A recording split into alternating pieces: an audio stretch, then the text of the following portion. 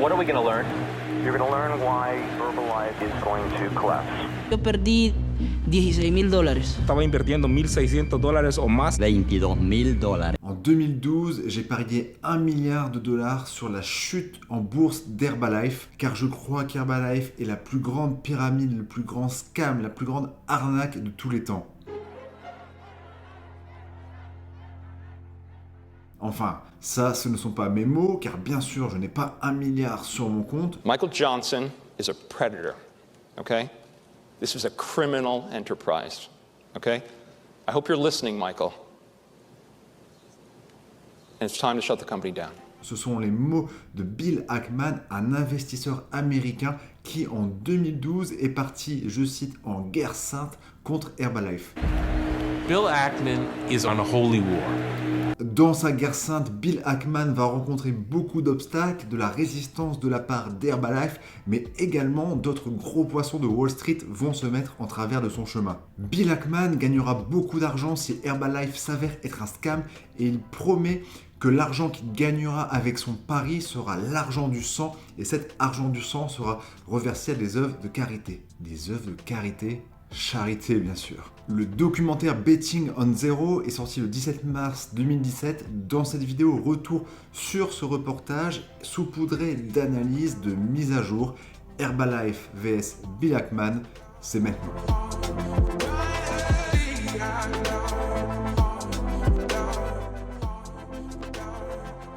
Adulé par les uns, merci Herbalife.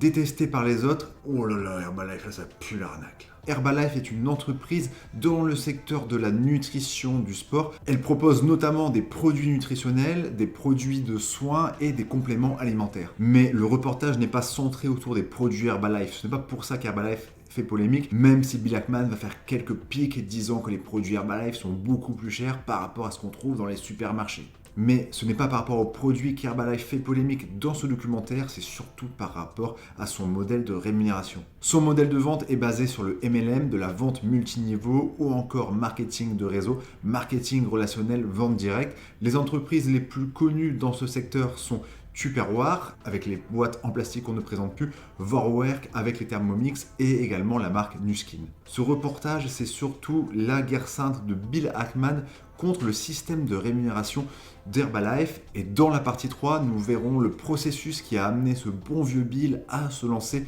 dans cette guerre sainte. Bill Ackman, c'est un investisseur américain. Il est le fondateur du fonds d'investissement spéculatif Pershing Square. Il gagne de l'argent entre autres par rapport aux résultats de ses investissements et Bill Ackman est très bon dans son secteur. Grosso modo, ses paris sont souvent très lucratifs. Plein de pognon, quoi. Quand vous essayez de comprendre pourquoi quelqu'un mène telle action, il est toujours intéressant de revenir aux origines et c'est vraiment ce que j'ai cherché dans ce reportage. Je me suis dit, qu'est-ce qui a poussé Bill Ackman à se lancer dans cette guerre contre Herbalife? Il a découvert qu'une cour de justice belge avait reconnu Herbalife comme un business pyramidal, donc un business illégal, un modèle où l'argent vient du recrutement plutôt que de la vente de produits et de services, et dans un modèle pyramidal, les personnes en dessous ne peuvent pas gagner plus d'argent que celles au-dessus. C'est cette décision de la justice belge qui a motivé Bill Ackman à partir dans sa guerre contre Herbalife. Ce qu'il est intéressant d'analyser ici, c'est que finalement la cour d'appel belge a rejeté le fait qu'Herbalife était considéré comme une vente pyramidale. Donc on peut déjà en conclure que la graine qui a mené Bill Ackman à commencer son combat, c'est quelque chose qui était finalement infondé, qui a été invalidé par la cour d'appel belge. Bref, la graine était quand même plantée et c'est ce qui a amené Bill Ackman à faire la chose suivante. Qu'est-ce qu'une short position? Une short position? Short squeeze? Nous ne sommes pas sur une chaîne de bourse, mais grosso modo, c'est le fait qu'un investisseur va parier contre l'évolution de l'action d'une société choisie. Donc là, en l'occurrence, Bill Ackman, il a parié de l'argent que le cours de Herbalife allait baisser et si cette courbe diminue, il gagnera de l'argent. Par contre, si cette courbe augmente, il perdra de l'argent. Herbalife stock goes down, we make money. Herbalife stock goes up, we lose money. And that's short selling. Le documentaire explique bien que Bill Ackman n'en est pas à son premier coup d'essai dans ce type de pari. Il a eu beaucoup de succès, notamment avec l'entreprise MBIA. En 2002, il a été l'un des premiers investisseurs à avoir remarqué que quelque chose n'allait pas dans les milliards de dollars de crédit. Ackman a parié que l'assureur ferait défaut en raison de son exposition au CDO. Alors CDO, titre de créance garanti par des hypothèques. Après 5 années passées à débattre avec la direction de MBIA, Bill Ackman remporte son pari, le cours chute, Bill Ackman remporte beaucoup d'argent, le temps passe et Bill pense avoir le prochain MBIA, Herbalife. How much money have you spent betting against Herbalife? Over $1 billion. En 2012, il rentre en short position contre les actions d'Herbalife. Il parie $1 milliard que le cours d'Herbalife va s'effondrer jusque zéro. Pourquoi ? Parce que dans la vision d'Ackman, Herbalife est un système pyramidal, est un scam, donc une arnaque, et donc les systèmes pyramidaux sont voués à s'effondrer, sont voués à que l'action retombe à zéro. Salut, c'est la voix off de cette vidéo. Juste pour préciser qu'une vente pyramidale, donc c'est une forme d'escroquerie. L'argent vient surtout du recrutement du nouveau membre et pas de la génération de richesse due à l'achat d'un bien et un service. C'est la principale différence entre le marketing de réseau et la vente pyramidale. Alors il y a plein d'autres petites différences, mais voilà, c'était bien pour que vous compreniez la différence. Sur ce, je vous relaisse avec la vidéo. Si c'est bien un business pyramidal, l'entreprise va s'effondrer et donc l'action va retomber à zéro. Un rappel qui est important pour la suite de cette vidéo, c'est la définition de arnaque, de escroquerie par le code pénal français. La loi définit l'escroquerie comme le fait de tromper une personne physique ou morale et de l'inciter ainsi à son préjudice ou au préjudice d'un tiers à remettre des fonds, des valeurs ou un bien quelconque, à fournir un service ou à consentir à un acte opérant obligation ou décharge. On reviendra plus tard sur cette définition. Bill est motivé, il veut faire tomber Herbalife, il va investir $15 millions dans des recherches qui vont avoir pour but d'être divulguées au grand public dans le but de faire chuter le cours de l'action Herbalife. Pourquoi il fait tout ça ? Pourquoi il investit autant ? Pourquoi il va animer des conférences contre Herbalife ? Il va faire tout ça car les actions, les conférences qu'il va mener vont avoir un impact sur le cours de l'action Herbalife car il aura des spectateurs. Bill Ackman a beaucoup d'autorité, il a beaucoup d'influence, il a une carrière incroyable et donc le fait de communiquer là-dessus, ça va engendrer une évolution du cours d'Herbalife et le cours d'Herbalife, c'est son argent et c'est son honneur. Les actions de quelqu'un de connu ont une conséquence sur le cours des actions. Par exemple, quand Elon Musk, dans le podcast de Joe Rogan, a accepté de fumer 1 ou 2 lattes sur le joint, l'action de Tesla a baissé. Bill Ackman fait sa première conférence.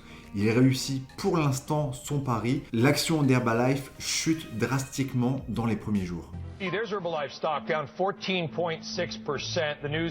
Mais Herbalife ne s'est pas laissé faire, ils sont rentrés également en guerre contre Bill Ackman et en plus ils ont eu le soutien d'un milliardaire très connu, un investisseur, et cette affaire a pris une autre dimension.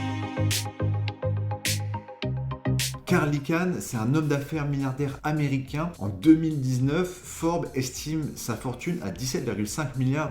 Par rapport à Herbalife, la vision de Bill Ackman et de Carl Icahn est drastiquement opposée. Celle de Bill Ackman, vous la connaissez, il n'aime pas. Et celle de Carl, par contre, il estime que ce sont de bons produits et que c'est une bonne opportunité économique pour beaucoup de personnes. Le 15 février 2013, Carl rentre dans le jeu. Il parie cette fois à la hausse sur l'action d'Herbalife et Bill est à la baisse. Carl à la hausse, Bill à la baisse. D'une guerre sainte, Bill contre Herbalife, la guerre va devenir une guerre de Wall Street entre Bill et Carl qui ne peuvent pas se saquer, qui se détestent complètement. Et du coup, cette affaire prend une autre ampleur qui s'est traduite parfaitement par un échange mémorable qu'on va voir dans cette partie. Alors qu'Ackman faisait une interview avec la CNBC, Icahn a appelé l'émission et a critiqué Ackman comme un menteur et un crybaby, un bébé qui pleure. Je cite Icahn, j'en ai eu assez de ce type, il est comme le bébé pleureur dans la cour d'école. Je n'investirai pas avec vous si vous étiez le dernier homme sur Terre. Ce n'est pas un gars honnête et ce n'est pas un gars qui tient parole, c'est un gars qui profite des petites gens. Cette affaire est devenue un cirque de Wall Street, une guerre entre deux milliardaires, plutôt qu'un jugement sur le modèle économique d'Herbalife. Le temps passe, nous sommes le 22 novembre 2013, ça fait plus d'1 an que Bill a parié à la baisse sur l'action d'Herbalife, mais où en est la valeur de cette action ? En 1 an, les actions ont En un an, les actions ont doublé.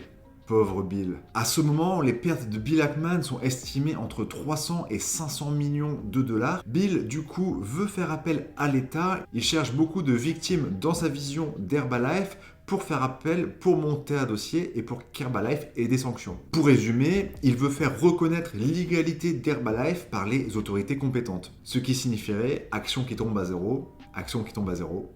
Bill est content. Tout allait bien pour Herbalife, donc tout allait mal pour Bill Ackman.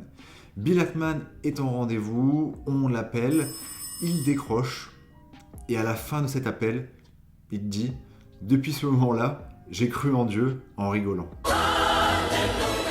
Quelle information Bill Ackman a-t-il reçu au téléphone? Il a reçu l'information qu'il y allait avoir une enquête par les autorités compétentes de 6 à 12 mois au sein de l'organisation Herbalife. À la fin de cette enquête, la FTC rend son verdict. La FTC, c'est l'équivalent américain de la Direction Générale de la Concurrence, de la Consommation et de la Répression des Fraudes, ou bien sûr DGCCRF. DGCCRF. Le jugement aboutit à une amende de 200 millions de dollars pour Herbalife et une restructuration de leur plan de rémunération. Cette personne représentant la FTC déclare qu'Herbalife va maintenant devoir présenter de manière honnête combien ses membres peuvent gagner et devra compenser les consommateurs pour les pertes qu'ils ont subies en conséquence de ce que nous considérons comme des pratiques déloyales et trompeuses. Herbalife doit changer des choses, mais elle n'est pas considérée comme un système pyramidal illégal. La société remporte un long bras de fer contre Bill Ackman, toutefois il y avait bien des pratiques déloyales. Selon la FTC, Herbalife affirmait à ses membres qu'ils pouvaient quitter leur emploi pour gagner des milliers de dollars par mois en vendant les produits du groupe et s'enrichir. C'est ça le principal problème, c'est de faire des fausses promesses. On reviendra sur ce point dans la suite de cette vidéo. Le reportage est tourné d'une manière classique, de la musique à suspense, de la musique triste, des victimes, des experts avec leurs titres docteur, expert dans telle chose, analyste avec des titres ronflants qui portent un avis sur le sujet. Ce passage qui montre l'évolution des distributeurs Herbalife à travers le monde m'a beaucoup marqué car on a vraiment l'impression que les distributeurs Herbalife envahissent la terre comme des zombies, comme une maladie. Ça, c'est vraiment déjà une bonne technique à retenir quand vous voulez prouver quelque chose. C'est que plutôt que de montrer le résultat tout de suite, montrer l'évolution étape par étape. Ça sera beaucoup plus parlant pour votre auditeur, pour votre spectateur. Le reportage est également beaucoup dans l'émotion en donnant la parole à des personnes qui ont perdu beaucoup d'argent et également à cette femme qui raconte qu'elle s'est pris une balle à l'arrière de la tête et depuis elle est sensible aux gens qui perdent de l'argent et donc elle est sensible aux personnes qui ont perdu de l'argent dans Herbalife et donc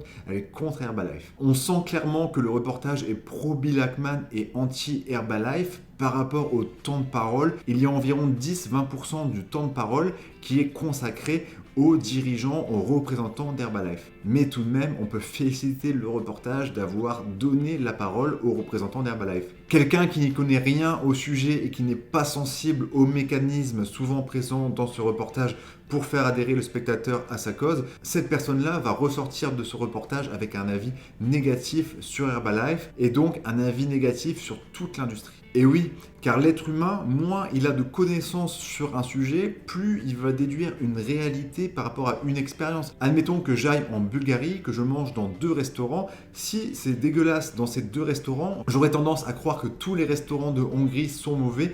J'aurais tendance à dire à tout le monde « Ah, la bouffe hongroise, c'est vraiment dégueulasse », alors qu'il se peut que je sois tombé sur les 2 restaurants qui étaient mauvais. Donc, la personne qui arrive sur ce documentaire qui n'a pas beaucoup d'informations, Betting on Zero est un documentaire plutôt négatif par rapport à Herbalife, donc Herbalife égale mauvais, tous les distributeurs d'Herbalife égale mauvais, et donc toute l'industrie du marketing de réseau égale mauvais. A l'inverse, quelqu'un qui n'a pas beaucoup d'informations et qui rencontre un vendeur de rêve d'Herbalife, quelqu'un qui fait des fausses promesses, va avoir une vision complètement à l'opposé de l'autre personne. Rejoins-moi et tu gagneras 10 000 € rapidement. En 1986, l'État de Californie fait une injonction contre Herbalife. Il déclare qu'ils font des fausses promesses de gains et des fausses promesses liées à la santé. Et ça, cela me touche beaucoup car peu importe le business model, il n'y a jamais aucun retour de gain sûr. Sinon, vous êtes sûrement dans un Ponzi ou dans une vente pyramidale. Ou le livret A. Et ces fausses promesses ont créé des victimes, des personnes qui ont acheté beaucoup plus de produits Herbalife que nécessaire. Par exemple, cette personne dit tous les mois je devais investir 1600 $. En 9 mois, j'ai perdu 16 000 $. Mais dans quel monde on doit investir 1100 $ tous les mois dans son activité de marketing de réseau? Il y a également cette personne qui a ouvert plusieurs clubs de nutrition Herbalife car on lui disait le plus tu vas dépenser dans ces clubs, le plus d'argent tu vas gagner. Les clubs Herbalife, ils en parlent dans le reportage, ce sont des magasins achetés par les distributeurs d'Herbalife dans le but de distribuer leurs produits et dans le but de trouver des clients et des futurs distributeurs. J'ai trouvé ça bien que le reportage en parle car c'est une réalité, des gens ont vraiment perdu de l'argent à cause des fausses promesses. À mon sens, le seul moment où l'entité Herbalife a eu tort dans ce reportage, et par entité, je parle des représentants, des directeurs, des présidents, pas des distributeurs, c'est cette déclaration de Mark Hughes, le fondateur d'Herbalife. If you follow what I say, write this down, you're going to make a minimum of $50,000 this year. That's the least amount of money that you're going to make. The second year, you'll make $125,000, and that's the least amount of money that you're going to make. Et pour moi, ça c'est une fausse promesse car peu importe le plan sur la table, on ne sait jamais, on ne contrôle pas le résultat qu'on va recevoir. On peut contrôler nos actions, mais on ne contrôle pas les résultats qu'on a. Vous le savez, j'aime les stats. C'est parti. Il y a beaucoup de chiffres, beaucoup de statistiques dans ce reportage, souvent que plus de 9 personnes sur 10 ne gagnent pas d'argent avec Herbalife. Il faut décortiquer ces chiffres. Déjà, il est indiqué que 77% des distributeurs actifs d'Herbalife, donc distributeurs actifs, c'est les personnes qui achètent au moins un produit par mois, qui ont une consommation personnelle. Parmi toutes ces personnes, 77% gagnent moins de 1000 €. Donc forcément, quand on ne s'intéresse pas, quand on ne va pas creuser le sujet, ça peut paraître ridicule, 1000 € par an. Quand on creuse la question, on se rend compte que 73% des personnes qui rejoignent Herbalife en tant que distributeur rejoignent Herbalife juste pour avoir les produits à un prix réduit, pour ne pas payer le tarif plein pot. Et ça, je connais plein de personnes comme ça. C'est que tout le monde peut devenir distributeur en un claquement de doigts. Je ne sais pas claquer des doigts. Et dans ces chiffres, plein de personnes sont juste des clients alors qu'elles ont un statut distributeur. Mais du coup, dans ces chiffres, on croit que ces personnes ne gagnent pas d'argent alors qu'elles ne veulent pas en gagner. Une autre stat, c'est que 97% des distributeurs Herbalife abandonnent la première année. Quand on voit ça de l'extérieur, on pourrait dire ça ne fonctionne pas, c'est qu'il doit y avoir une raison, mais il faut également creuser ce chiffre. C'est logique car il n'y a aucune barrière d'entrée. Tout le monde peut rejoindre Herbalife, il n'y a pas d'engagement à long terme. Vous pouvez arrêter quand vous voulez, il n'y a pas de frais et tout le monde peut devenir distributeur en vraiment 2 minutes. Vous signez quelque chose sur internet, vous vous inscrivez, vous créez un compte sur le site d'Herbalife, vous êtes considéré comme distributeur, bim, et après vous rentrez dans les statistiques, vous rentrez dans ces stats des personnes qui ne vont pas gagner d'argent alors que vous avez juste créé un compte. Il faut prendre en compte que pour abandonner, c'est très facile Herbalife, il suffit d'arrêter. Il n'y a pas de crédit à gérer, vous n'avez pas un restaurant, vous n'avez pas de salariés, vous voulez arrêter, vous arrêtez. Il y a autre chose. Pour réussir dans Herbalife, pour aller loin, il faut un sacré mental, il faut être persévérant pendant des années, vraiment faire des actions régulières pour réussir. Il faut savoir encaisser le rejet, se dépasser, augmenter plein de compétences humaines. Et les personnes qui rejoignent Herbalife n'arrivent pas à mettre une image sur tout ça, ne savent pas comment elles vont réagir quand elles vont encaisser du rejet. Et c'est l'arrêté de beaucoup de personnes. Elles débutent, elles signent, elles partent de leur activité, de leurs produits à 1, 2, 3, 4 personnes. Ces personnes disent non, elles encaissent du rejet, elles le vivent mal, elles abandonnent parce qu'elles peuvent abandonner facilement et ces personnes rentrent dans les stats. Le reportage dit qu'une grande partie des distributeurs Herbalife perdent de l'argent. Alors ça dépend comment on voit les choses. Si ces personnes achètent les produits et qu'elles n'aiment pas les produits, qu'elles ne les utilisent pas, qu'elles les stockent dans leur garage, effectivement, c'est une perte d'argent. Mais si les personnes sont vraiment satisfaites de l'utilisation de ces produits, alors ce n'est pas une perte d'argent, ce n'est pas un investissement, c'est une consommation. Pour les personnes qui font du marketing de réseau sur Herbalife ou sur un autre MLM, si la réponse est oui à la question suivante, est-ce que je continuerai à consommer les produits de ma société MLM même si je n'avais pas d'intérêt à gagner de l'argent? Si la réponse est oui, dans cette option et seulement cette option, ce n'est pas une perte d'argent. Par contre, c'est une perte d'argent dans le cas suivant. Il y a des choses qui m'ont interpellé dans ce reportage. Bill Ackman dit que des distributeurs Herbalife ont 3000 à 8000 $ de produits Herbalife dans leur garage qu'ils ne peuvent pas revendre. Il y a aussi l'histoire d'une amie de Julie Contreras, une activiste anti-Herbalife. Elle va chez un ami et elle découvre qu'il y a des produits Herbalife partout dans sa maison et cette personne déclare « J'ai acheté plus de produits Herbalife pour gagner plus d'argent ». Je comprends pas. Ça m'a vraiment surpris, je comprenais pas l'intérêt et donc du coup j'ai voulu regarder le plan de rémunération d'Herbalife de 2012, malheureusement je ne l'ai pas retrouvé. 2012 c'est quand Bill Ackman a attaqué de front Herbalife. En tout cas aujourd'hui la société est bien en règle à ce niveau, il est interdit à des personnes de dire à leurs filleuls d'acheter plein de produits pour que eux gagnent plus d'argent. Dans le code de la consommation, il est écrit « En outre, est interdit dans ces mêmes réseaux le fait d'obtenir d'un adhérent ou affilié l'acquisition d'un stock de marchandises destiné à la revente sans garantie de reprise du stock aux conditions de l'achat. » Je trouve que le reportage a bien fait son job pour sensibiliser aux fausses promesses, mais il y a des choses où je ne suis vraiment pas d'accord. Dans ce reportage, il n'y a que les témoignages de personnes qui ont été victimes de fausses promesses de la part de leur sponsor, un distributeur Herbalife, et non pas de l'entité de l'organisation Herbalife. Dans ce reportage, il n'y a que des témoignages de personnes ayant perdu de l'argent, mais à aucun moment il y a des enquêtes, des témoignages auprès de personnes qui ont gagné de l'argent. Il n'y a pas d'enquête sur les actions qui sont menées par ces personnes qui ont perdu tout cet argent. Qu'est-ce que ces personnes espéraient quand elles achetaient 1600 $ de produits Herbalife par mois? Pourquoi avoir investi autant sans gage de clients? De plus, ces victimes sont restées quelques mois dans Herbalife, alors que dans le marketing de réseau, si vous voulez gagner beaucoup d'argent, il faut avoir du travail persévérant pendant plusieurs années. Dans son livre GoPro, Eric Worre dit qu'il faut 7 ans pour devenir un professionnel du marketing de réseau. Bill Ackman déclare qu'Herbalife n'est pas un marché compétitif, c'est une arnaque de transfert d'argent. Et pour moi, c'est faux, car tous les distributeurs d'Herbalife sont en concurrence les uns les autres. Ce serait une illusion de croire l'inverse. Avec beaucoup d'efforts, certains gagneront de l'argent avec Herbalife, certains en perdront. Mais comme dans tout, par exemple, dans le concours pour devenir médecin, tout le monde ne peut pas devenir, même avec les meilleurs efforts du monde. En finale du 100 mètres, vous ne voyez que les 8 qui sont à la finale, vous ne voyez pas toutes les personnes qui ont fait énormément d'efforts avant. Si je veux ouvrir un restaurant dans ma rue, j'aurai beaucoup de compétition et je ne vais peut-être pas réussir car il y a plein de restaurants à côté. Cela s'appelle l'offre et la demande. Dans tous les milieux, il y a des perdants et des gagnants. Il y a un élément qui fait qu'Herbalife n'est pas pyramidal.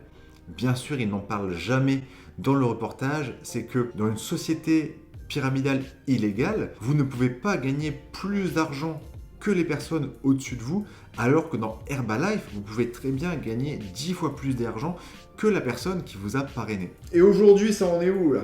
Et aujourd'hui, ça en est où? Et aujourd'hui, ça en est où?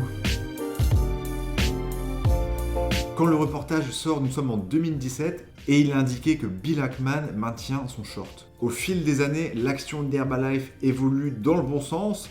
Enfin, dans le bon sens, pas pour Bill, qui en février 2018 annule ses positions. Par rapport au moment où Bill Ackman a parié à la baisse contre Herbalife, l'action d'Herbalife a fait plus 64%. Bill Ackman a perdu son pari. Je suis curieux d'avoir votre avis, positif ou négatif par rapport à Herbalife en commentaire. Je serais intéressé de connaître vos arguments factuels par rapport à la loi, en quoi c'est illégal. Si le travail vous a plu, vous pouvez me l'indiquer en me laissant un like pour soutenir la chaîne. Bill Ackman is on a holy war. Cette phrase résume très bien pourquoi il y a des gens très pour et des gens très contre Herbalife. C'est une question de croyance, de valeur, avec quel prisme vous voyez la vie. Choisis la pilule bleue et tout s'arrête. Est-ce que vous préférez un monde où quand vous achetez une gourde 10 €, sur ces 10 €, 5-6 € vont être reversés à tout ce qui est la publicité, à la télé, sur les affiches, dans les bus, à la radio, sur internet? choisis la pilule rouge. Ou est-ce que vous préférez un monde, le monde B, où sur 10 €, il va y avoir 5 € reversés à des personnes qui font la promotion, qui font du bouche à oreille? Et on descend avec le lapin blanc au fond du gouffre. Alors, comment voyez-vous le monde? Pour moi, les deux peuvent cohabiter ensemble. En tout cas, dans la guerre des milliardaires Ackman contre Icahn, c'est bien ce dernier qui a gagné de l'argent, qui a gagné plus de 1 milliard de dollars par rapport à son pari. Pendant ce temps, Bill Ackman perdait 1 milliard de dollars. Alors, Herbalife, arnaque ou pas? La loi définit l'escroquerie comme le fait de tromper une personne physique et de l'inciter ainsi à son préjudice à remettre des fonds. Herbalife n'est pas une arnaque, le plan de rémunération d'Herbalife n'est pas une arnaque, ce sont les distributeurs d'Herbalife qui font des promesses d'argent qui sont des arnaques. Je vous remercie d'être resté jusqu'à la fin de cette vidéo. Si vous voulez plus de contenu à ce sujet, vous pouvez vous abonner et activer la cloche. Et si vous souhaitez savoir comment développer votre MLM sans les techniques de prospection traditionnelles, où je résume les secrets des nouveaux leaders américains qui atteignent le top de leur plan de rémunération sans la prospection classique. À bientôt!